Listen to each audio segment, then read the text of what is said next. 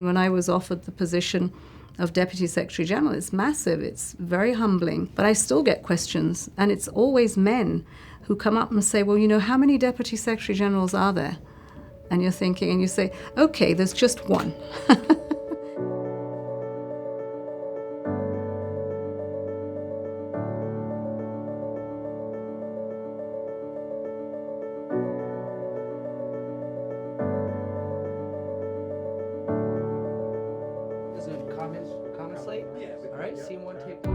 I'm the best of two worlds. My father Nigerian, my mother who's Welsh. Now I identify with one because that's the way we're brought up, and it makes you feel very proud of that. So that I'm a Muslim, that I'm a northern girl, that I come from a Fulani culture. As a Nigerian, you stretch your hand and you touch poverty because it's in your family. But they love me for who I am, and it's a source of strength to go there and to be reminded that this is what I come from. And this is what I have so much more to do, but that when I go there, I am me. So when you go home, you don't so much see the poverty, but you see the richness in who and what they are, and I draw from that all the time. Ladies and gentlemen, the new Deputy Secretary General of the United Nations, Amina Mohammed. Morning. I'll be focusing primarily on helping the SG to... More recently, when we've gone down to try to deliver on cleaning up the Niger Delta, the oil community there, and seeing how they distrust government so much. And then the disbelief that this woman coming from the north to the south to try to resolve this problem, was that an insult, or was that she really going to do something about it? And then slowly, with the courage of conviction, how that becomes respected, and how pushing that bar can only be done by a woman.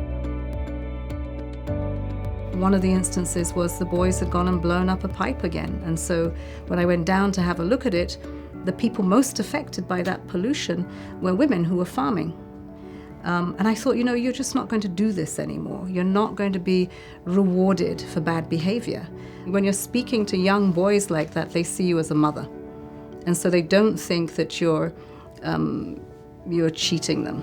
They think, right, okay, we're getting a reprimand here and we need to think about this. And so they come back and they say to you, well, okay, we won't do that again, and how can you help us do this, and get engaged with it. So I think you just have to look at different powers that you have in different situations, and use them. Use your story, use that influence you have either as a mother or a sister. My relationship with men has always been one where I've turned them into brothers.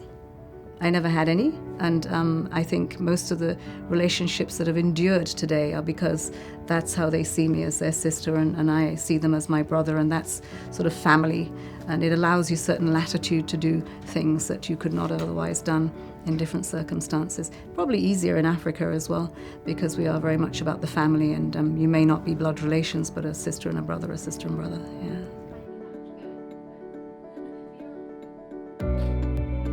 I think having had the privilege and honor to be considered, you've got to step up. I don't think one has the luxury to be down and query that. Many people are already querying it for you, so don't join them. I do sometimes question that, could I have done better with the results that I've had? And in every case, yes. But I've come back to saying every one life that I make a difference in is worth it. Every one life that is saved, every one life that goes to school, that has a chance. And I think you have to start from the one to get to the whole. And mine is about getting to the whole, so I'm not done yet.